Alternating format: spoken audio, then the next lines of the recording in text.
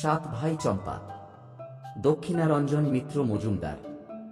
এক দেশে এক রাজা ছিল ও তার ছিল 6 রানী।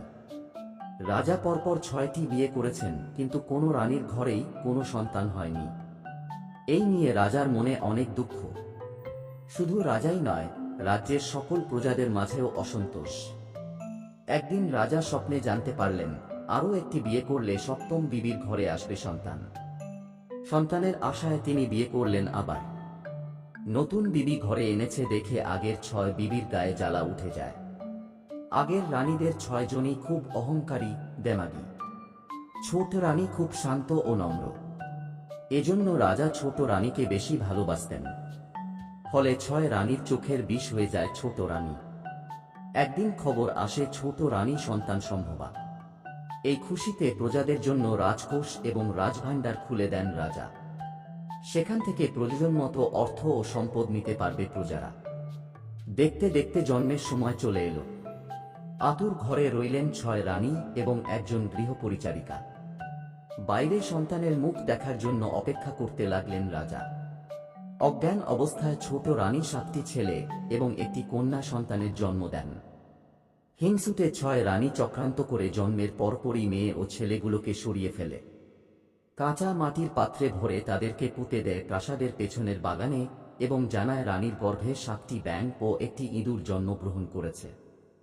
রাজা খবর শুনে রেগে গিয়ে ছোট রানীকে রাজপ্রাসাদ থেকে বের করে দেন।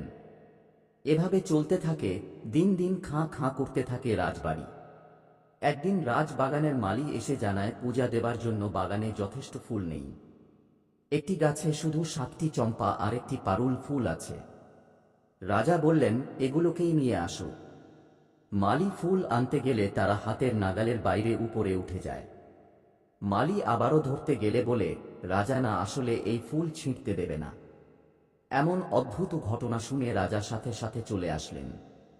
আসার পর তারা আবার জানায়, বড রানী না আসলে ফুল দেবে না। বড রানী আসার পর জানায়, মেজ রানী না আসলে দেবে না। মেজ রানী আসলে আবার জানায় সেজ রানীর দাবি। এভাবে সকল রানী আসার পর 7টি চম্পা ফুল বলে বনবাসে যাওয়া দুঃখী ছোট রানী না আসলে কাউকে ফুল ছিঁড়তে দেয়া হবে না। ঘোড়সওয়ার পাঠিয়ে বন থেকে খুঁজে বের করে আনা হলো ছোট রানীকে। ছোট রানীর গায়ের কাপড় ছেঁড়া। এই বেশি ফুল তোলার জন্য হাত বাড়ালেন, আর অমনি কোলে নেমে আসে 7টি রাজপুত্র আর একটি রাজকন্যা। মানবরূপ ধারণ করার সাথে সাথেই তারা মামা বলে ডাকা শুরু করলো ছোট রানীকে। পুঁতে দেবার ফলে তারা মরে যায়নি, বাগানের ফুল হয়ে বেঁচেছিল এতদিন। এরপর তারা 6 রানীর অপকর্মের কথা বললেন রাজাকে।